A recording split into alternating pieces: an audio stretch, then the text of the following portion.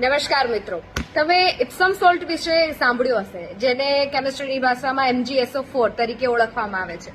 હવે આ ઇપ્સમ સોલ્ટ જે છે એના ઘણા બધા ફાયદાઓ હોય છે શરીરની અંદર. સૌથી પહેલું કે ઇપ્સમ સોલ્ટ એક પ્રકારનું મીઠું છે.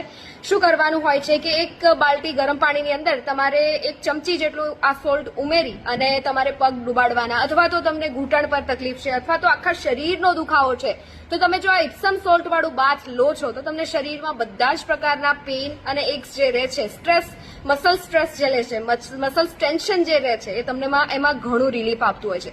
સાથે આર્થરાઇટિસ માટે બેસ્ટ છે. સૌથી પહેલું, ઘરેથી જેટલી ચિકિત્સા તમે કરી શકો ને એનાથી ઉત્તમ કોઈ જ નથી.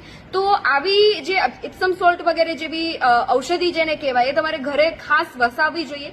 કે પહેલું જે વસ્તુ તમને દુખાવો જો ઉપડે છે તો તમે સિમ્પલ વસ્તુ છે કે શરદી થાય એટલે હળદરવાળું દૂધ તમે પહેલા પીવો, બીજે દિવસે તમે એને દવા લો.